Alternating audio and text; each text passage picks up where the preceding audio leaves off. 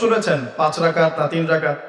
দুর্ভাগ্য মুসলিম উম্মার বাংলার মাটির মুসলমানদের একটা বড় দুর্ভাগ্য হচ্ছে আমরা ছোটখাটো বিষয়গুলোকে নিয়ে আমাদের মধ্যে দলে দলে বিভক্ত হয়ে গেছি। ঠিক এই যে আগামীকাল আল্লাহ পাকের একটা রহমত আমাদেরকে দিয়েছেন যে লাইলাতুন নিসফু মিনাশ শাবান, শাবান মাসের মধ্য রজনী আল্লাহ পাকের রহমত। এই বিষয়টাকে নিয়েও বাংলাদেশে আমি দেখলাম, এটা নিয়ে আমি লেকচার দিতে চাই নাই, কারণ এগুলো আমি আসলে খুব একটা মাহফিলেও বলি না, এটা আমার ট্র্যাকও না। আমি অন্য বিষয়গুলো নিয়ে বেশি কথা বলি, আপনারা জানেন এটা। আমাকে কখনো কি হাত বাঁধা নিয়ে ঝগড়া করতে দেখেছেন? আমার লেকচারে কখনো আমিন জোরে আসতে নিয়ে কথা বলতে দেখেছেন? আমি মনে করি উম্মার এই ফিতনাময় অবস্থায় এই বিষয়গুলো হচ্ছে বেশি ইম্পর্টেন্ট আমাদের আকীদা ঠিক আছে কিনা, আমরা তাওহীদপন্থী কিনা, আমরা সুন্নাত ঠিক আছে কিনা, আমলে বেদাত ঢুকছে কিনা, আমরা হালাল খাই কিনা, সুদ থেকে দূরে থাকতে পারছি কিনা, সমসাময়িক এই বিশ্ব সম্পর্কে সচেতন কিনা, মুসলিম উম্মার বিরুদ্ধে যারা চক্রান্ত ষড়যন্ত্র করছে ওদের ব্যাপারে আমরা সচেতন কিনা, শেষ জামানাকে আমরা ডিল করতে পারবো কিনা। বড় বড় বিষয়গুলোকে ফোকাস না করে আমরা যখন ছোটখাটো বিষয় নিয়ে মারামারি করতে থাকি, আস্তে আস্তে আমাদের মধ্যে ঐক্য সংহতি নষ্ট হয়, দলে দলে উম্মা বিভক্ত হয়ে যায়। ঠিক এই যে এই ইস্যুটাকে নিয়েও কথা বলতে শেষে বাধ্য হচ্ছে, কারণ দেখলাম অনলাইন অফলাইনে দুইটা দল দুটাই চরমপন্থী। একদল অতিরিক্ত বাড়াবাড়ি, একটা অতিরিক্ত ছাড়াছাড়ি, বাড়াবাড়ি আর ছাড়াছাড়ি। একটা অতিরিক্ত বাড়াবাড়ি, সে একদম শবে বরাতকে মনে হয় লাইলাতুল কদরের উপরে নিয়ে যাচ্ছে আর কি। লাইলাতুল নিসফু মিনাশ শাবানকে কোনো কোনো ক্ষেত্রে বাড়াবাড়ি পন্থীরা একদম লাইলাতুল কদরের উপরে নিয়ে চলে যাচ্ছে। আর ছাড়াছাড়ি যারা, তারা বলছে এই রাত্রে কোনো কিছুই করা যাবে। দুইটাই চরমপন্থী, বুঝতে পারছেন না মনে কথা। একদল এটাকে নিয়ে এত বেশি বাড়াবাড়ি করছে যে এটাকে একদম লাইলাতুল কদরের উপরে নিয়ে চলে যাচ্ছে। আরেক দল দেখা যাচ্ছে এটাকে এমনভাবে পরিত্যাগ করছে না, এই যে কিছুই করা যাবে না, একদম কোনো ফজিলতি নাই। এখন আসলে মধ্যম পন্থা কি, মাঝখানে আমরা কি করব তাহলে জানার দরকার আছে কি নাই? অনেক হাদিসের অনেক আলোচনা, প্রায় 40-50 পৃষ্ঠার বই, সব আলোচনা তো মাহফিলে করা সম্ভব না। আমি সারমর্মটুকু বলি। সারমর্ম কি? হাদিসের শবে বরাত নামে কোনো শব্দ নাই, এক নম্বর কথা। কি নাই ভাই? শবে বরাত নামে কোনো শব্দ নাই, আছে লাইলাতুন নিসফু মিনাশ শাবান, শাবান মাসের মধ্য রজনী। শাবান মাসের মধ্য রজনী। শাবান মাস কি? উত্তর, নবী সাল্লাল্লাহু আলাইহি ওয়াসাল্লাম রমজান মাসের পর যে মাসে রোজা রাখতে বেশি গুরুত্ব দিয়েছেন তার নাম শাবান। আমার সাথে বলেন, শাবান মাস কি? নবী সাল্লাল্লাহু আলাইহি ওয়াসাল্লাম রমজানের পরে যে মাসে রোজা রাখতে খুব বেশি গুরুত্ব দিয়েছেন তার নাম শাবান।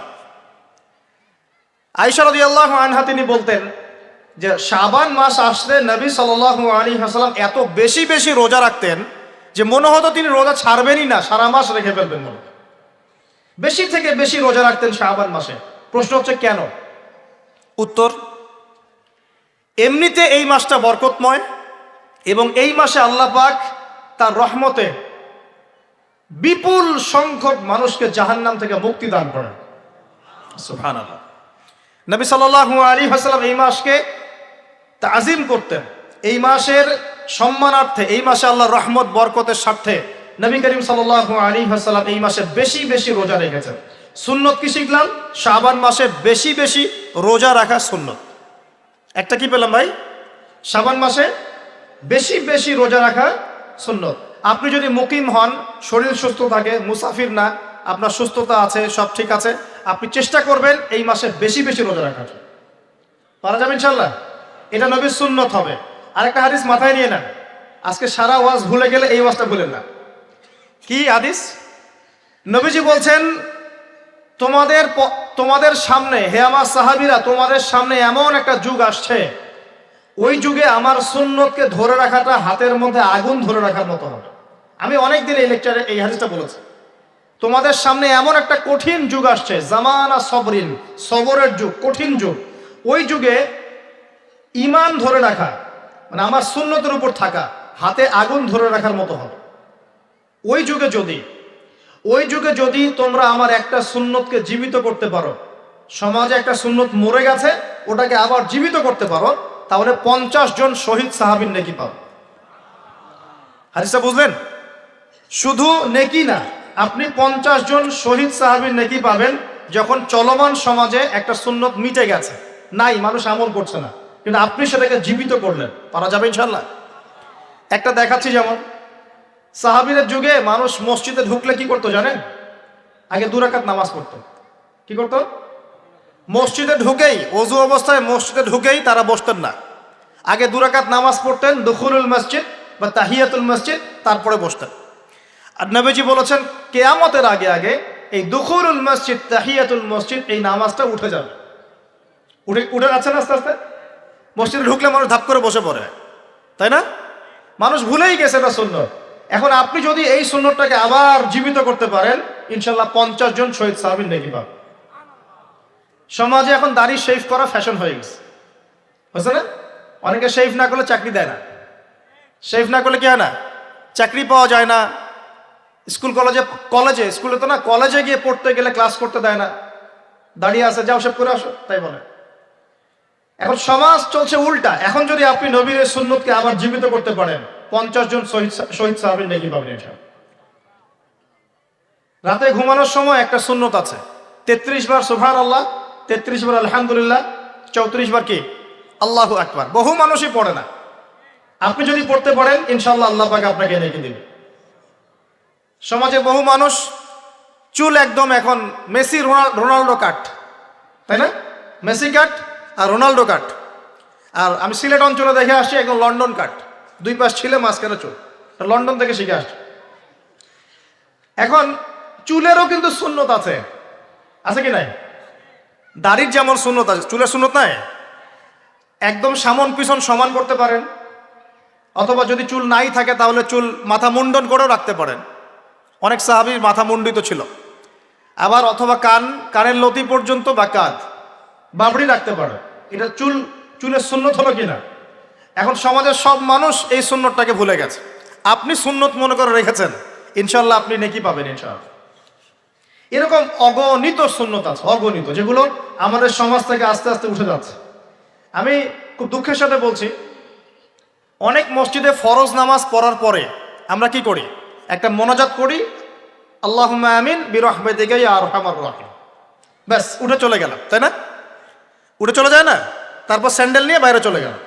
অথচ সালাম ফিরানোর পরে একবার বলতে হয় আল্লাহু আকবার। কি বলতে হয়? 3 বার বলতে হয় আস্তাগফিরুল্লাহ, আস্তাগফিরুল্লাহ, আস্তাগফিরুল্লাহ। বলতে হয় আল্লাহুম্মা আনতাস সালাম ওয়া মিনকাস সালাম তাবারাকতা ইয়া যাল জালালি ওয়াল ইকরাম। একবার পড়তে হয় আয়াতুল কুরসি, 33 বার সুবহানাল্লাহ, 33 বার আলহামদুলিল্লাহ, 33 বার আল্লাহু আকবার, তারপর কালিমা শাহাদা। এরপর সূরা ফালাক একবার, সূরা নাস একবার, ইখলাস একবার। আরো অনেক দোয়া আছে, আল্লাহুম্মা লা মানিআ লিমা আ'তাইত ওয়া লা মু'তিয়া লিমা মানা'ত ওয়া লা ইয়ানফা'ু যাল জাদ্দি মিনকাল জাদ। পড়তে হয় আল্লাহুম্মা ইন্নী আউযু বিকা মিনাল হাম্মি ওয়াল হাযান ওয়াল আজজি ওয়াল কাসালি ওয়াল বুখলি ওয়াল জুবন ওয়া দালা'id দাইন ওয়া গালাবাতির রিজাল। পড়তে হয় আল্লাহুম্মা আ'ইন্নী আলা যিকরিকা ওয়া শুকরিকা ওয়া হুসনি ইবাদাতিক। আরো অনেক দোয়া আছে। দেখেন তো, মোনাজাত করেন, আমি তো না করছি না, আমি তর্ক করতে আসি না এখানে, এটা নিয়ে আমি ঝগড়া করতে আসি, কিন্তু এই সুন্নতটা যে উঠে গেল, মোনাজাতটা করে যে মসজিদ থেকে বের হয়ে চলে গেলেন, এই সুন্নতটার উপর আমল কে করবে? এখন সুন্নত উঠে গেল না। আপনি যদি বসে এখন সুন্নতটা প্রতিষ্ঠা করেন, 50 জন শহীদ সাহাবীর নেকি পাবেন ইনশাআল্লাহ। এগুলো তো গেল আমলিয়াত। সমাজ চলছে সুদের উপরে, আপনি যদি হালাল অর্থনীতি প্রবর্তন করতে পারেন তাহলে কত নেকি পাবেন? সমাজ চলছে জেনায়, আপনি এখন পর্দা প্রতিষ্ঠা করলেন, তাহলে কত নেকি পাবেন? সমাজে চলছে দুর্নীতি, আপনি এখন আমানতদারিতা, ইনসাফ প্রতিষ্ঠা করলেন, কত নেকি পাবেন? সমাজে চলছে শয়তানি, সব শয়তানি। কি চলছে? শয়তানি। এখন আপনি আল্লাহ রাব্বুল আলামিনের ওহী প্রতিষ্ঠা করলেন, কত নেকি পাবেন? নিঃসন্দেহে আর অনেক বেশি নেকি পাবেন। আল্লাহ পাক আমাদেরকে সেই লক্ষ্যে কাজ করার তৌফিক দান করুন। প্রিয় ভাইরা, যে কথা বলতে এখানে আসলাম, এক বাড়াবাড়ি এই মাসে নবীজি বেশি বেশি রোজা রাখতেন। তাহলে আমরা কি করবো এই মাসে ভাই? 1 নম্বর কাজ, বেশি বেশি রোজা রাখার চেষ্টা করবো ইনশাআল্লাহ। আল্লাহ তৌফিক দান করবেন। এবার আরেকটা পয়েন্ট বলি, সামনে রমাদান মাস। রমজান মাস আসলে আমরা মাশাআল্লাহ পরিপূর্ণ মুসলিম হওয়ার চেষ্টা করি, কিন্তু সারা বছর এটা ধরে রাখতে পারি না। রমজান মাসে যে নামাজ পড়ে না সেও মসজিদে যায়। দেখা যায় যে জুমার নামাজও পড়ে না, ও তারাবির নামাজ পড়তে যায়, যায় কি না? ওই দিন গিয়ে বলে এসি দেন, ইমাম সাহেব এসি অন করেন, তাই না? সারা বছর তো আসে নাই। ওই দিন গিয়ে ইমাম সাহেব এসি বন্ধ কেন, এই মুয়াজ্জিন সাহেব ফ্যান দেন। তখন ওখানে গিয়ে মানে কি বলবো হ্যাঁ মাতব্বরি করে আর কি। যাক, তারপরেও যে মসজিদে আসছে আমরা দোয়া করি আল্লাহ হেদায়েত দান করুন। আমরা তো কাউকে পিছনে ফিরাই দিব না, দিব? এখন রমজান মাস আসলে আমরা মাশাআল্লাহ রোজা রাখি, মানুষকে ইফতার করাই, দান সদকা করি, আমরা যাকাত দেই, তারাবি পড়ি, কোরআন তেলাওয়াত করি, আমরা মাশাআল্লাহ অনেক আমল করি। এই আমলগুলো কি একবারে ধাপাস করে ধরে ফেলা সম্ভব না? একটা আস্তে আস্তে ট্রেনিং প্রসেস লাগে। একটা ফ্যান চালু করলেন, ফ্যানটা কি শুরুতেই ধাপাস করে ঘুরতে শুরু করবে, নাকি আস্তে আস্তে স্লোলি স্লোলি সে মোমেন্টাম ধরবে? কোনটা?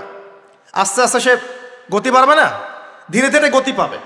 ঠিক শাবান মাসে এত বেশি রোজা রাখা, ইবাদত করার অর্থ কি? যাতে রমজান মাসে আপনি পরিপূর্ণ ইবাদত করতে পারেন। বুঝতে পারছেন কথা? রমজানে গিয়ে তো শুরুতেই সব ইবাদত ধরে ফেলা সম্ভব হবে না। মনে করেন আগামীকাল পহেলা রমাজান, আজকে থেকে আপনি সব ইবাদত একসাথে করতে পারবেন? তখন গিয়ে আপনি বেগ পেতে হবে। কিন্তু একটা মাস আগে থেকে যদি ট্রেনিং নেন, ইনশাআল্লাহ রমজান মাসে ইজি হয়ে যাবে। এটা একটা কারণ নবী সাল্লাল্লাহু আলাইহি ওয়াসাল্লাম শাবান মাসে বেশি বেশি রোজা রাখতেন, আমল করতেন। আল্লাহ পাক আমাদের সবাইকে শাবান মাসে বেশি বেশি আমল করার তৌফিক দান করুন, যাতে রমজান মাসে গিয়ে আমরা সুবিধা পাই, রমজান মাসের হকটা আদায় করতে পারি। এবার এই মাসে নবী সাল্লাল্লাহু আলাইহি ওয়াসাল্লাম কি বলেছেন একটা হাদিস থেকে আগে বুঝি। এই হাদিসটা সহ অনেক হাদিসে এই একই রকম কথা এসেছে এবং এই হাদিসটা বিশুদ্ধ। এটাকে অস্বীকার করলে হাদিস অস্বীকারী হয়ে যাবে। বাড়াবাড়ি গ্রুপ, ছাড়াছাড়ি গ্রুপ, উভয়ের জন্যই নসিহত। নবী সাল্লাল্লাহু আলাইহি ওয়াসাল্লাম বলেছেন, ইন্নাল্লাহ তাআলা, নিশ্চয় আল্লাহ রাব্বুল আলামিন, লা ইয়াত্তালিউ ফি লাইলাতিন নিসফি মিন শাবান, শাবান মাসের মধ্য রজনীতে আল্লাহ রাব্বুল আলামিন তার রহমতের দৃষ্টি প্রশস্ত করেন। সুবহানাল্লাহ। আল্লাহ পাক শবে বরাত মানে আমরা যেটা বুঝি প্রচলিত অর্থে, লাইলাতুন নিসফি মিন শাবান, শাবান মাসের মধ্য রজনী, যে 15 শাবানের এই যে রজনী, এই রাতে আল্লাহ রাব্বুল আলামিন তার সৃষ্টির দিকে তার রহমতের দৃষ্টিটা প্রশস্ত করে দেখেন, প্রশস্ত করেন। এবং ওয়াগফিরু লিজামিই খালকিহি, আল্লাহ পাক তার সমস্ত সৃষ্টিকে মাফ করে দেন। আল্লাহ পাক কি করেন? তার সমস্ত সৃষ্টিকে কি করেন? মাফ করে দেন। কথাটা ভালো করে বোঝেন। আল্লাহ পাক তার সমস্ত সৃষ্টিকে মাফ করে দেন, ইল্লা, তাদেরকে ব্যতীত। এক, ইল্লা লিমুশরিকিন, এক নাম্বার যে ব্যক্তি মুশরিক, যে শিরক করে আল্লাহর সাথে, যে আল্লাহর সাথে শিরক করে। আর দুই, মুশাহিনিন, যে ব্যক্তি অন্তরে মানুষের সাথে বিদ্বেষ পোষণ করে, হিংসা বিদ্বেষ মনে আছে এরকম ব্যক্তি, এবং মনের মধ্যে শিরক আছে, শিরকি আকীদা, মুশরিক, এই দুই শ্রেণীর মানুষ ছাড়া আল্লাহ পাক সমস্ত মানুষকে মাফ করবেন। সুবহানাল্লাহ। তাহলে এই রাতের ফজিলত প্রমাণ হলো কিনা? রাতের ফজিলতটা প্রমাণ হলো কিনা? আচ্ছা, এখন এর ব্যাকআপ আরো অনেকগুলো হাদিস আছে। ওই সবগুলো হাদিসকে একত্রিত করলে এমনই কনক্লুশন আসে। এছাড়াও আরো কিছু দুর্বল হাদিস আছে, এগুলো দুর্বল, সনদগতভাবে অন্যান্যভাবে দুর্বল। ওখানে আরো কিছু পয়েন্ট পাওয়া যায় যে আর কাকে কাকে আল্লাহ পাক মাফ করেন না। সবাইকে তো মাফ করেন, আর কাকে কাকে করেন না। এই হাদিসে দুটো পেয়েছি, এটা একদম অকাট্য। এটা হলো মুশরিক, আল্লাহ পাক মাফ করেন না। দুই, যে অন্তরে হিংসা বিদ্বেষ পোষণ করে, হিংসা বিদ্বেষ আছে, এদেরকে আল্লাহ মাফ করেন না।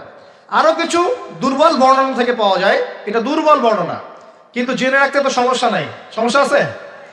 আর পাপ তো পাপী, দুর্বল হাদিসে আসুক আর কঠিন হাদিসে আসুক, পাপ তো পাপী নাকি? পাপ ছাড়তে কোনো সমস্যা আছে? তো তৃতীয় এক শ্রেণীর নাম পাওয়া যায়, যারা হচ্ছে আত্মহননকারী, নিজেরা নিজেদেরকে আত্মহত্যা করেছে, এদেরকে আল্লাহ মাফ করেন। আত্মহনন বোঝেন কিনা? আত্মহত্যা যারা করে, আত্মহনন, এটা একটা শ্রেণী পাওয়া যায়।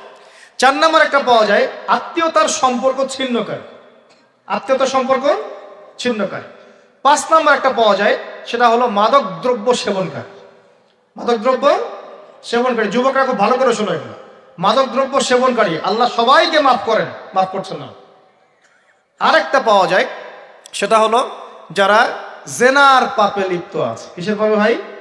জেনার পাপ। এরকম আর কিছু ব্যাকআপ পাওয়া যায়, কিন্তু এগুলোর বর্ণনা দুর্বল। বর্ণনা কি? দুর্বল। কিন্তু পাপ তো পাপই নাকি? এই পাপগুলো তো পাপ। এই পাপগুলো করলে কি আল্লাহ খুশি হন?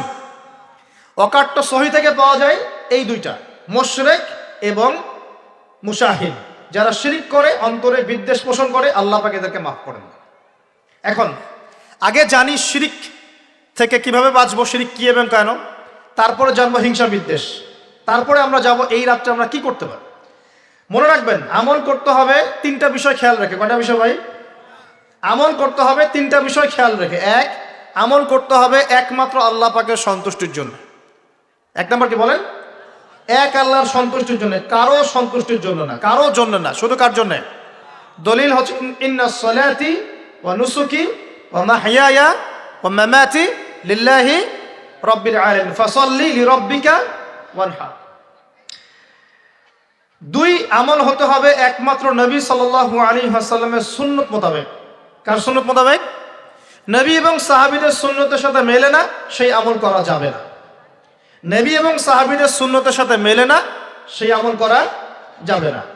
তিন নাম্বার, আমলটা যত সুন্দরী মনে হোক, আমলটা যত সুন্দরী মনে হোক আর যত মানুষই করুক, যত মজাদার মনে হোক না কেন, নবী করেন নাই, সাহাবীদের থেকে প্রমাণ নাই, আমল করব না। করলে বেদাত হয়ে যাবে। কি হবে? বেদাত হয়ে যাবে। আর তিন নাম্বার হচ্ছে, আমলগুলো করার আগে অবশ্যই আপনার রিজিকটাকে হালাল করতে হবে। কি করতে হবে ভাই? ব্যাস, এই তিনটা শর্ত পূরণ করে আমল করলে ইনশাআল্লাহ তাআলা আমরা জান্নাতে যাবো ইনশাআল্লাহ। আমরা আশাবাদী আল্লাহ পাক আমাদেরকে জান্নাত দিবেন ইনশাআল্লাহ। আল্লাহ পাক এক রাতে রহম করে সমস্ত মাখলুক সৃষ্টিকে মাফ করে দিচ্ছেন, শুধু শিরক এবং হিংসা বিদ্বেষ পোষণকারীকে মাফ করছেন না। বুঝতে হবে এই পাপ দুটো কত কঠিন। এবার আসেন, প্রথমে একটু শিরক নিয়ে কথা বলি, তারপরে মুশাহিন নিয়ে কথা বলি। ধৈর্য ধরবেন তো নাকি? দেরি হচ্ছে? সবর করেন। এখন প্রথমে জানি শিরক কি এবং কেন। শিরক হচ্ছে এমন একটা পাপ, যেই পাপ আমল নামায় থাকলে পরে বিনা তওবায় যদি সেই ব্যক্তি মারা যায়, আল্লাহ পাক তাকে মাফ করবেন না। ভালো করে শোনেন, শিরক এমন একটা পাপ, যে পাপ যদি আমল নামায় থেকে যায়, বিনা তওবায় সে মারা যায়, শিরকের পাপ নিয়ে আল্লাহর সামনে দাঁড়ায়, আল্লাহ তাকে মাফ করবেন না। দলিল সূরা নিসা, আল্লাহ পাক বলছেন ইন্নাল্লাহা লা ইয়াগফিরু আন ইউশরাকা বিহি ওয়া ইয়াগফিরু মা দুনা যালিকা লিমান ইয়াশা। আল্লাহ পাক তার সাথে শিরকের গুনাহ মাফ করবেন না, এছাড়া যে কোনো গুনাহ যাকে ইচ্ছা মাফ করবেন। বুঝাচ্ছি, মনে করেন একজন ব্যক্তি জেনা করেছে, কথা নাউযুবিল্লাহ, একজন ব্যক্তি জেনা করেছে বা মিথ্যা কথা বলেছে বা ধরেন মদ খেয়েছে ইত্যাদি। এখন সে তওবা করলে তো মাফ পেতই, তওবা করলে মাফ হতো না? তওবা করলে মাফ তো পেতই। মনে করেন তওবা না করেই মারা গেছে, আল্লাহ পাক চাইলে কিয়ামতের মাঠে এই পাপও বিনা তওবাতেই মাফ করতে পারে। কথা বুঝতে পারছেন না মনে হয়? মনে করেন একজন ব্যক্তি মদ খেয়েছে, জেনা করেছে ইত্যাদি, সে তওবা করার ফুরসত পায় নাই, বিনা তওবায় মারা গেছে। আল্লাহ পাক চাইলে কিয়ামতের মাঠে তওবা না করা সত্ত্বেও আল্লাহ পাক তাকে মাফ করতে পারে। কিন্তু একজন ব্যক্তি শিরকের পাপ করেছে, তওবা না করে মারা গেছে, আল্লাহ পাক কিয়ামতের মাঠে শিরকের পাপ মাফ করবেন। আমি কি বুঝতে পারছি? অন্য পাপের কারণে আল্লাহ রাব্বুল আলামিন শাস্তি দিয়ে হোক, কোনো একটা ভাবে হোক, নবীর সুপারিশের মাধ্যমে হোক, তাকে জাহান্নামে গেলেও সেখান থেকে বের করে জান্নাতে দিবেন ইনশাআল্লাহ। কিন্তু শিরকের পাপ যার আমল নামায় থাকবে, তার উপর জান্নাতকে হারাম করে দেওয়া হয়েছে। বলেন নাউযুবিল্লাহ। সূরা মাইদায় দলিল আছে, শিরকের পাপ যার আমল নামায় আছে তার জন্য জান্নাতকে হারাম করে দেওয়া হয়েছে। শিরক মানে অংশীদার সাব্যস্ত করা, আল্লাহ পাকের সাথে কাউকে সমকক্ষ করা। শিরক কত প্রকার হয়? উত্তর 3 প্রকার। কয় প্রকার ভাই? বিশ্বাসে শিরক হয়, মানে আকীদায় শিরক হয়, আমলে শিরক হয়, মানে কাজে শিরক হয়, কথা বা লিসানে শিরক হয়। মনে থাকবে? 1 নাম্বার কিসে শিরক হয়? বলেন আমার সাথে। বিশ্বাসে শিরক হয়, আকীদায় শিরক হয়। 2 নাম্বার আমলে শিরক হয়, কাজে শিরক হয়। 3 নাম্বার কথায় শিরক হয়। কয়েকটা এক্সাম্পল দিয়ে বুঝতে পারবেন। একজন ব্যক্তি মনে করেন বিশ্বাস করে যে আল্লাহ বলতে কেউ নাই, কি হবে এটা? বলেন শিরক। একজন ব্যক্তি মনে করেন বিশ্বাস করে যে আল্লাহ আছে, আরো ইলাহ আছে, তাহলে কি হবে? কেউ যদি বিশ্বাস করে আল্লাহর সন্তান আছে, কি হবে? কেউ যদি বিশ্বাস করে মহাবিশ্ব আল্লাহ সৃষ্টি করে নাই, বিগ ব্যাং থেকে সৃষ্টি হয়েছে, কি হবে? কেউ যদি বিশ্বাস করে আল্লাহ মানুষকে সৃষ্টি করে নাই, মানুষ বানর থেকে হয়েছে, কি হবে? আচ্ছা, বিশ্বাসগত সে। কেউ যদি মনে করে আল্লাহ ছাড়া অমুকে আমার সন্তান দিতে পারে, কি হবে? কেউ যদি বিশ্বাস করে যে আল্লাহকে পাওয়ার জন্যে আমাকে মাধ্যম ওসিলা পূজা করতে হবে, তাহলে কি হবে? কেউ যদি চন্দ্র, সূর্য, গ্রহ, নক্ষত্র, গাছপালা, মূর্তি এসবে পূজা করে, কি হবে? এগুলো বিশ্বাসগত শিরক। কেমন শিরক ভাই? বিশ্বাসগত শিরক। 2 নম্বর আসেন আমলগত, কাজগত শিরক। কেমন? মনে করেন সেজদা করতে হয় কার জন্যে? কেউ যদি এখন কবরে গিয়ে সেজদা করে, কি হবে? আল্লাহর জন্য সেজদা করতে হয় না কবরে সেজদা করতে হয়? সেজদা কার জন্যে? আচ্ছা, তাহলে শিরক হবে। কুরবানি কার জন্য করতে হয়? কেউ যদি এখন মনে করেন জিনকে সন্তুষ্ট করার জন্য কুরবানি করে দেবে, কি হবে? এখনকার যুগে কিন্তু বহু মানুষ জিনের উপাসনা করে। এখনকার যুগে বহু মানুষ জিনের উপাসনা করে। আর জিন বলে একটা জাতি আছে, আমাদের সাথে চলাফেরা করে, আমরা দেখতে পারি। আমরা কি সব দেখতে পারি? আমরা কি সব জানি? আমরা তো আমাদের আত্মাকেই দেখতে পারি না। এত ঘুমাই গেছেন, আত্মা চলে গেছে, দেখতে পারছেন? আর আমরা কি জানি? আমরা কতটুকু জানি আগামীকাল কি হবে আপনার সাথে, বলেন দেখি? কেউ জানে? আমাদের জ্ঞান কত ক্ষুদ্র, বুঝতে পারলাম। আগামীকাল কি হবে তাই জানি না, আমার আত্মাকেও চোখে দেখি না।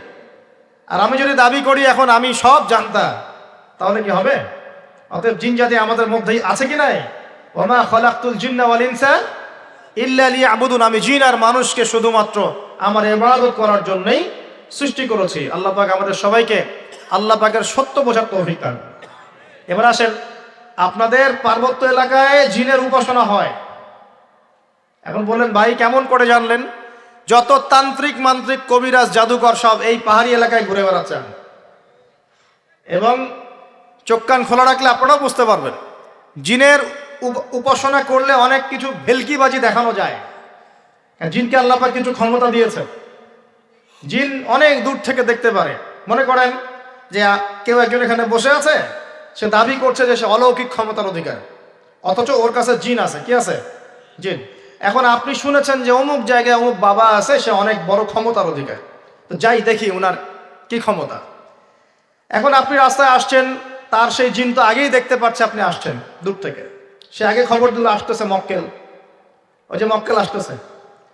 এখন সে বলল যে ওই ব্যক্তির সাথে যে জিন আছে ওর সাথে কানেকশন করো। সবার সাথে একটা জিন আছে না? আছে কি না? একটা করে জিন শয়তান আছে না সবার সাথে? 2 জন ফেরেশতা, 1 জন জিন, সবার সাথেই আছে। আছে কি নাই? আপনার জিন জানে আপনার সাথে অতীতে কি হয়েছিল? জানে তো। আপনার জিন আপনার সাথে আছে না শুরু থেকে? তাহলে আপনি 1 মাস আগে কি করেছেন আপনার জিন তো জানে। ও ভবিষ্যৎ জানে না, কিন্তু অতীত তো জানে। ও তো ভবিষ্যৎ জানে না, কিন্তু অতীতে আপনি কি করেছেন ও তো জানে না? এখন ওর সাথে এই কারিনের সাথে যোগাযোগ করছে। ওকে বলছে এই তো 1 মাস আগে অমুক মেয়ের পিছনে দৌড়াইছিল, 1 মাস আগে অমুক একটা মেয়ের পিছনে দৌড়াইছে, ওই মেয়েকে পাওয়ার খুব চেষ্টা করছে, কিন্তু 1 মাস আগে ব্যবসা এই কাজ করছে, কিন্তু 1 মাস আগে ওই কাজ করছে। এখন আপনি হেঁটে হেঁটে আসলেন, এদিকে খবর পাস করা শেষ, এসে বললেন বাবা আপনার কি ক্ষমতা, আমি আপনার ক্ষমতার নিদর্শন দেখতে চাই। সেই বাবা এখন বলছে যে তুই তো সেই ব্যক্তি না, তোর নাম অমুক না? আপনি তো ভেবাচকা খেয়ে গেলেন। হ্যাঁ তাই তো, আমার নাম তো অমুক। তুই তো 1 মাস আগে এই মেয়ের পিছনে ঘুরছিস না? হ্যাঁ তাই তো, আপনি কেমন করে জানলেন? তুই 1 মাস আগে এই কাজ করছিস না? তাই তো, আপনি কেমন করে জানলেন? আপনার তো চোখ একদম আসমানে উঠে গেল। বাপরে বাপ, সে তো আমার অতীতের সব বলে দেয়, তুই অমুক জায়গায় এটা পাপটা করছিস না, তুই এই জায়গায় ওটা লুকায় রাখছিস না। ব্যাস, আপনার মাথা খারাপ। জিনের উপাসনা করে মানুষ অনেকেই।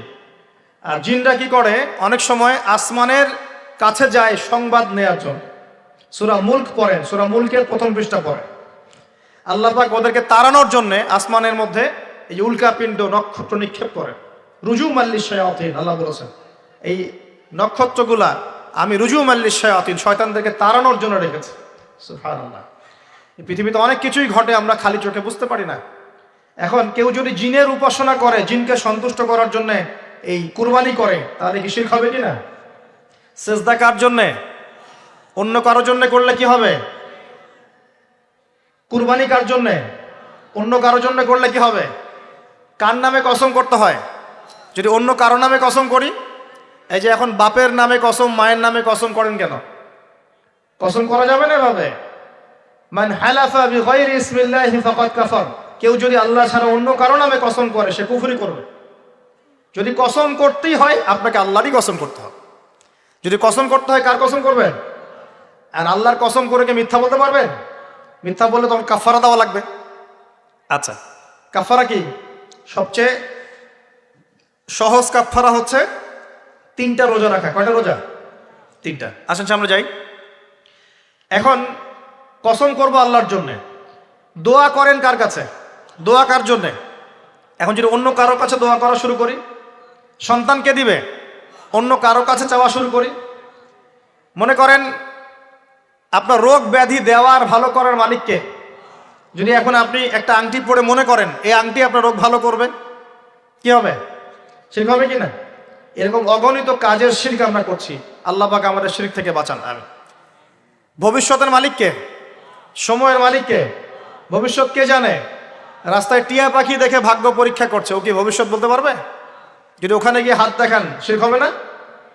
রাশিফল দেখা যায়, রাশিফল কি? রাশিফল আজকে তোমার দিনটা কেমন যাবে, কালকে তোমার দিনটা কেমন যাবে, আছে না?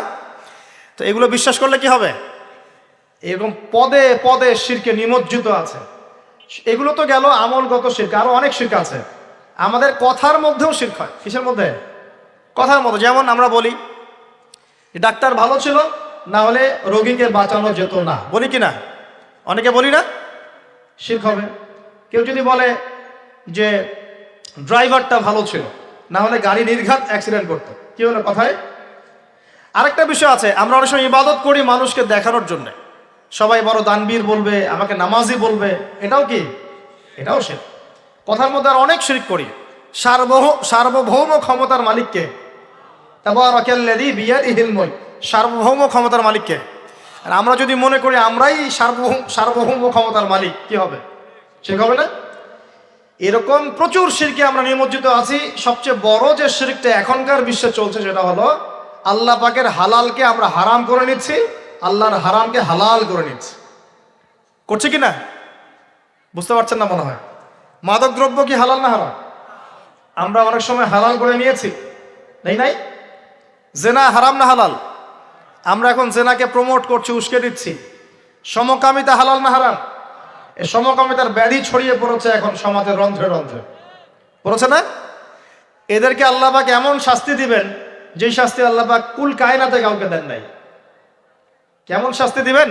কওমে লূতকে আল্লাহ রাব্বুল আলামিন মাটি থেকে উপরে উঠিয়ে আকাশ থেকে পাথর বর্ষণ করে থেতলে দিয়ে আবার মাটিতে দাফন করে দিয়েছে কওমে লূতকে। আল্লাহু আকবার। এই শাস্তি অপেক্ষা করছে এদের জন্য। সুদ হালাল না হারাম? আমরা কি এটাকে জায়েজ করে দিচ্ছি কিনা, খাচ্ছি কিনা? তো এই বিশ্বের সবচেয়ে বড় একটা সমস্যা চলছে, আল্লাহ পাকের হারামকে আমরা হালাল করছি, হালালকে হারাম করে নি, এটাও শিরক। এখন আল্লাহ পাক যে বলছেন সবাইকে মাফ করে দিবেন, আল্লাহ পাক শিরক যে করে তাকে মাফ করবেন না।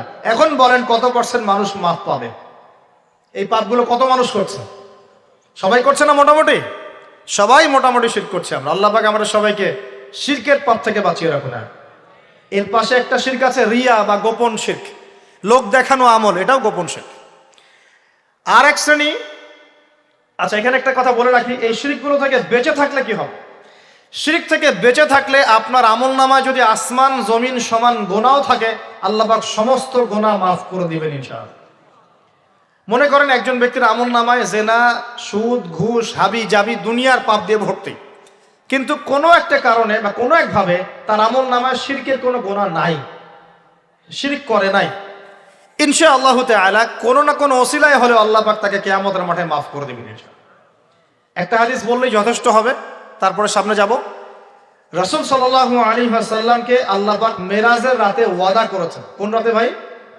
মেরাজের রাতে ওয়াদা করেছেন যে হে মুহাম্মদ সাল্লাল্লাহু আলাইহি ওয়াসাল্লাম, তোমার উম্মতের মধ্যে যে কোনো ব্যক্তি যত বড়ই পাপ করুক না কেন, আসমান জমিনের সমানও যদি পাপ করে আমার সামনে দাঁড়ায়, কিন্তু তার আমল নামায় শিরকের পাপ নাই, আমি আল্লাহ তার সামনে আসমান জমিন সমান ক্ষমা নিয়ে হাজির হব ইনশাআল্লাহ। মানে সে মাফ পেয়ে যাবে ইনশাআল্লাহ। অতএব শিরক মুক্ত আমল করতে পারলে ইনশাআল্লাহ এই নিসফ মিনা শাবান, লাইলাতুন নিসফ মিনা শাবান, এই শবে বরাত যেটা আপনারা বলছেন, এই রাতে আল্লাহ পাকের ক্ষমা আমরা পেয়ে যাব ইনশাআল্লাহ। শিরক মুক্ত আমল করতে পারলেই ক্ষমা হবে ইনশাআল্লাহ। আল্লাহ পাক আমাদের সবাইকে শিরক থেকে বেঁচে থাকার তৌফিক দান করুন।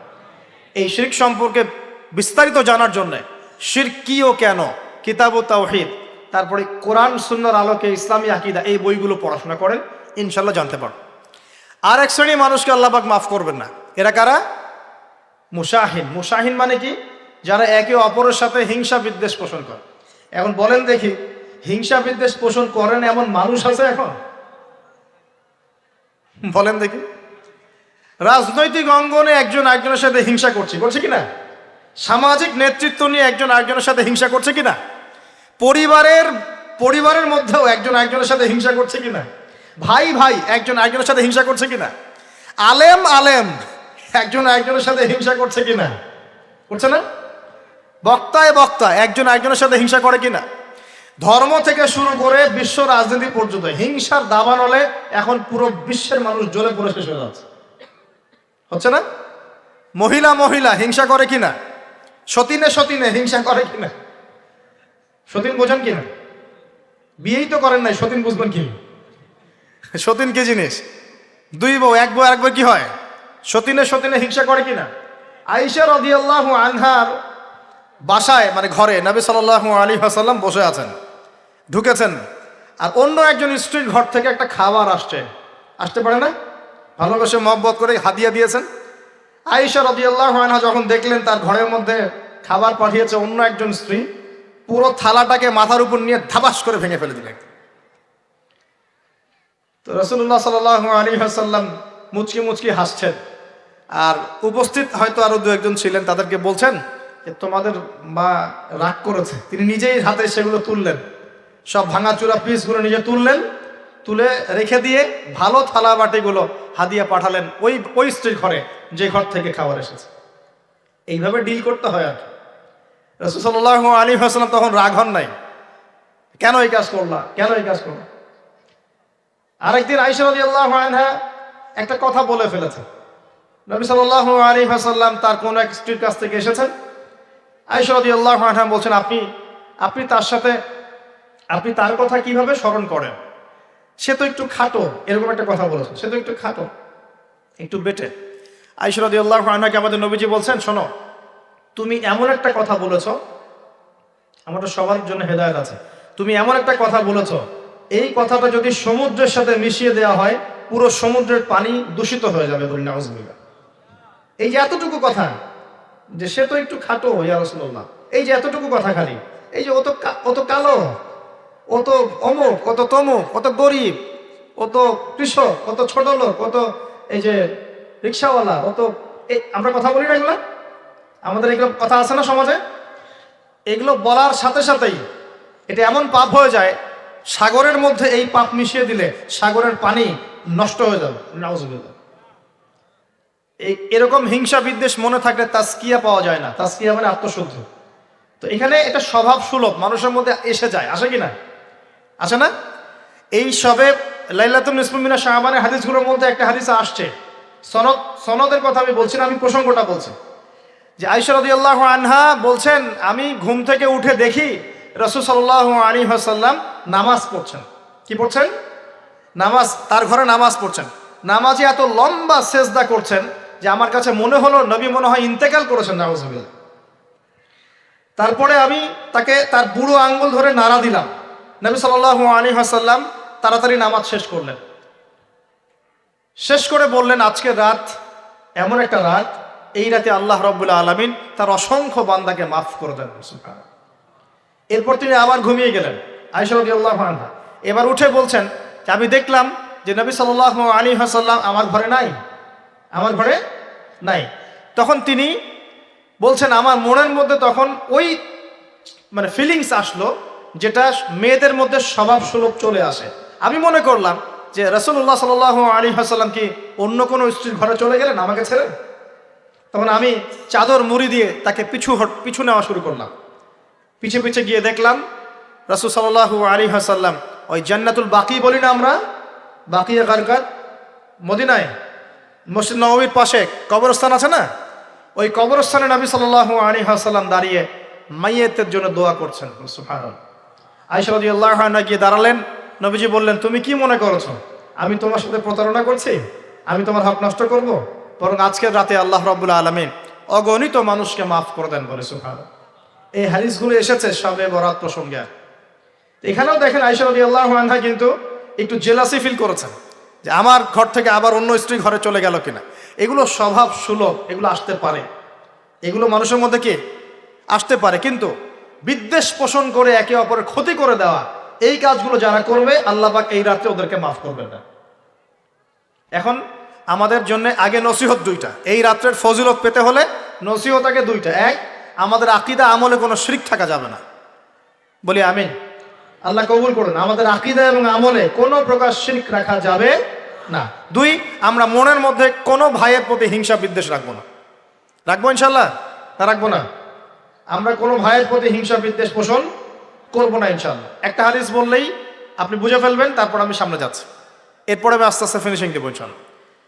আল্লাহর রাসূল বলেছেন সাল্লাল্লাহু আলাইহি ওয়াসাল্লাম, তিনি বলেছেন যে তোমরা ততক্ষণ পর্যন্ত জান্নাতে যেতে পারবে না, ভালো করে শোনেন, তোমরা ততক্ষণ পর্যন্ত জান্নাতে যেতে পারবে না যতক্ষণ তোমরা প্রকৃত মুমিন না হচ্ছ, প্রকৃত মুমিন না হচ্ছ।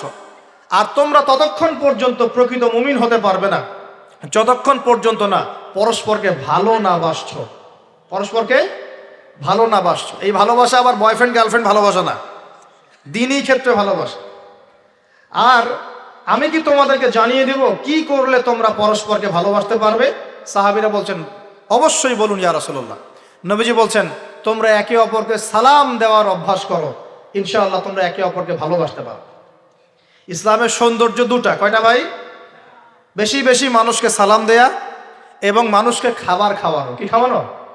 আরেকটা মনে রাখবেন, কিয়ামতের আগে আগে মানুষ বাছাইকৃত মানুষকে সালাম দিবে, সবাইকে সালাম দিবে। চলছে কিনা সমাজে? কিয়ামত দূরে না কাছে? এটা আজকে আলোচনার টপিক না, নাহলে আমি বলতাম যে কতগুলো আলামত আপনি দেখতে পাবেন।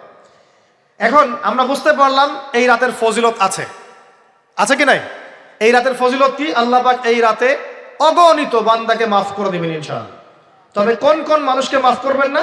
এক নম্বর, যারা মুশরিক বা শিরক করে, হ্যাঁ, একে অপরের প্রতি কি বলেন মুশাহিন, বিদ্বেষ, হিংসা বিদ্বেষ পোষণ করে, এই দুই শ্রেণীর মানুষের অন্তর্ভুক্ত হওয়া থেকে আল্লাহ আমাদেরকে বাঁচাক, আমিন।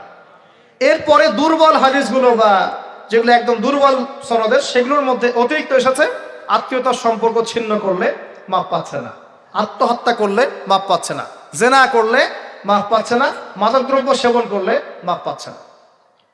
এই পাপগুলো থেকেও আল্লাহ পাক আমাদেরকে বাঁচিয়ে রাখুন বলি। আর এখন কিভাবে এই রাতে আমরা ইবাদত করব জানার দরকার কিনা? তার আগে ইবাদত কবুলের কয় শর্ত বলেছে? 3। আল্লাহর সন্তুষ্টির জন্য হতে হবে, নবীর সুন্নাহ মাফিক হতে হবে, এবং 3 নম্বর হচ্ছে হালাল রিজিক থাকতে হবে, হারাম খেয়ে ইবাদত করা যাবে না। এখন আসেন, কোন হাদিসের মধ্যে স্পেসিফিকলি বলা নাই যে এই রাতে এই এই এই এই ইবাদত করতে হবে, কোন হাদিসের মধ্যে পাওয়া যায় না। কথা বলার চেষ্টা করুন। যেমন লাইলাতুল কদর সম্পর্কে বলা হচ্ছে না যে লাইলাতুল কদরে যারা কিয়াম করবে, হ্যাঁ, দিনে সিয়াম রাখবে, রাতে কিয়াম করবে, কোরআন তেলাওয়াত করবে, কোরআন দিয়ে কিয়াম করবে, আল্লাহ ওদেরকে মাফ করে দিবেন। একটা আমল দেওয়া আছে লাইলাতুল কদরে। নবী সাল্লাল্লাহু আলাইহি ওয়াসাল্লাম যা করতেন সেগুলোর মধ্যে আমল দেওয়া আছে। এই নিসফু মিনাশ শাবানের মধ্যে স্পেসিফিকলি এভাবে হাদিসের মধ্যে উল্লেখ করা নাই এই এই এই এই আমলগুলো করো। এটা খুঁজে খুঁজে আমাদেরকে বের করতে হয়। খুঁজে খুঁজে কেমন? নবী সাল্লাল্লাহু আলাইহি ওয়াসাল্লাম দোয়া করছিলেন মৃতদের জন্য, করছিলেন না? তাহলে এটা একটা আমল পাওয়া গেল। নবী সাল্লাল্লাহু আলাইহি ওয়াসাল্লাম নামাজে ছিলেন, সেজদারত অবস্থায় ওই যে আয়েশা রাদিয়াল্লাহু আনহা টোকা দিলেন, দিয়ে বললেন আমি ভাবছিলাম তার ইন্তেকাল হয়ে গেছে কিনা, তার মানে বুঝলাম যে আপনি নামাজ পড়তে পারেন। এরপরে আল্লাহ পাকের কাছে ক্ষমা চাইতে পারেন, কারণ এই মাসে আল্লাহ পাক আপনাকে এই রাতে আল্লাহ আপনাকে ক্ষমা করবেন, এই রাতে আল্লাহ ক্ষমা করবেন। এখন এটাকে বলা হয় প্রশস্ততা। ব্যক্তিগতভাবে এখানে আপনাকে প্রশস্ত এখতিয়ার দেয়া হয়েছে। ব্যক্তিগতভাবে আপনাকে আল্লাহ পাক তার রাসূলের মাধ্যমে এই শরীয়তে এই রাতের আমলের জন্য একটা প্রশস্ত এখতিয়ার দিয়েছেন।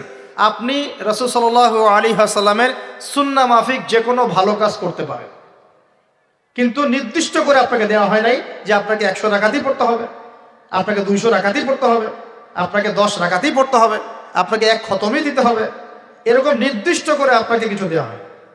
আপনি এখন চাইলে সুন্দর করে অজু করলেন, অজু করে মাশাআল্লাহ আতর খুশবু ব্যবহার করতে পারেন, করে সুন্দর জামা পরলেন, পরে আপনি আল্লাহর স্মরণে নামাজ আদায় করলেন। এখন ফরজ নামাজ আগে না নফল আগে? ফরজ আগে না নফল আগে? এই আমলগুলো ফরজ না নফল? এগুলো নফল। আগে তো ফরজ পড়তে হবে নাকি? 5 ওয়াক্ত ফরজ নামাজ তো আগে, তারপরে আপনি নফলে আসেন। আমাদের জীবনে কোনটার গুরুত্ব সবচেয়ে বেশি? ফরজ ঠিক না থাকলে নফল দিয়ে কাজ হবে? তো ফরজ ঠিক করার পরে আপনি এখন অতিরিক্ত আমল করার চেষ্টা করছেন, সুন্দর কাপড় চোপড় পরেছেন, আপনি মাশাআল্লাহ পাক পবিত্র হয়েছেন, আতর খুশবু ব্যবহার করেছেন, আপনি নীরবে নিভৃতে আল্লাহকে ডাকছেন নামাজের মধ্য দিয়ে, লম্বা করে সুন্দর করে নামাজ পড়ছেন, আপনি একটু কোরআন তেলাওয়াত করছেন, আলহামদুলিল্লাহ। আপনি এই রাতে মৃতদের জন্য দোয়া করলেন, নিজের জন্য দোয়া করলেন, পরিবারের জন্য দোয়া করলেন, আপনি তাসবিহ তাহলিল করলেন, যদি আপনাকে আল্লাহ সামর্থ্য দেন আপনি কিছু দান সাদাকা করেছেন, আপনি বিভিন্ন রকম ভালো কাজে আপনি নিজেকে মানে এঙ্গেজ রাখতে পারেন, নিজেকে বিভিন্ন ভালো কাজে আপনি নিজেকে সম্পৃক্ত রাখতে পারেন। এভাবে আপনি রাতটাকে একটা উৎসাহে পার করতে পারেন। কিন্তু আমরা যে ঘটা করে অনেকগুলো কাজ করি না, ঘটা করে হালুয়া রুটি সামাই টামাই এই সেই আলোকসজ্জা অমুক তমুক দল বেঁধে কবরস্থান, এই আমলগুলো নবী এবং সাহাবীদের থেকে প্রমাণ হয় না। আমি কি বুঝতে পারছি? আমল করতে আপনাকে নিষেধ করা হয় নাই, কিন্তু বাড়াবাড়ি করবেন না, ছাড়াছাড়ি করবেন না, মধ্যমপন্থী থাকেন। ব্যক্তিগতভাবে আপনি আপনার মতো করে আমল করতে পারেন, আপনাকে ইখতিয়ার প্রশস্ততা দেওয়া হয়েছে। আপনি একটু নামাজ পড়েন, একটু তেলাওয়াত করেন, একটু জিকির করেন, দোয়া করেন, আপনি আল্লাহর কাছে চেয়ে নেন। আরেকটা হাদিস আছে, এই রাতে আল্লাহ রাব্বুল আলামিন প্রথম আসমানে নেমে আসেন। মানে সুবহানাল্লাহ, আল্লাহ পাক কেমন করে নেমে আসেন এটা আমাদের ব্যাখ্যার বাইরে, আর এটা সত্তাগতভাবে না, আল্লাহ পাকের রহমান নেমে আসেন। আল্লাহ পাক আহ্বান করতে থাকেন, কে আছে আমার কাছে কিছু চাইবে আমি তাকে দিব, কে আছো আমার কাছে ক্ষমা চাইবে আমি মাফ করে দিব, কে আছো আমাকে ডাকবে আমি তার ডাকে সাড়া দিব। সুবহানাল্লাহ, আল্লাহ পাক এই পুরো রাত বলতে থাকে। আরেকটা কথা মনে রাখবেন, এভাবে কিন্তু আল্লাহ পাক প্রত্যেক রাতেই বলতে থাকেন, শুধু এই একটা রাতেই নয়, প্রত্যেক রাতেই আল্লাহ পাক বলতে থাকেন। কিন্তু এই রাতে স্পেশালি আল্লাহ পাক অগণিত মানুষকে মাফ করে দিবেন ইনশাআল্লাহ। তা আমরা আল্লাহর কাছে দোয়া করি, আল্লাহ পাক আমাদের সবাইকে যেন সুস্থতার সাথে শাবান মাসে বেশি বেশি রোজা রাখার তৌফিক দান করেন, এবং যে আমলগুলো সুন্নাহসম্মত এই সুন্নাহসম্মত আমলগুলো আল্লাহ আমাদের করার তৌফিক দান করেন। বাড়াবাড়ি পর্যায়ে চলে যাবেন না, একবার ছাড়াছাড়ি পর্যায়ে চলে যাবেন না, মধ্যমপন্থী থাকেন, রাতের ফজিলতটাকে আল্লাহর কাছে চেয়ে নেন, এবং আল্লাহর কাছে মাফ পাওয়ার জন্য যে পাপগুলোকে ছাড়তে হবে, যেমন শিরক, হিংসা বিদ্বেষ ইত্যাদি ইত্যাদি, এই পাপগুলোকে ছেড়ে দিয়ে আল্লাহর কাছে নিজেকে প্রমাণ করার চেষ্টা করি। আল্লাহ পাক আমাদের সবাইকে তৌফিক দান করুন বলি আমিন।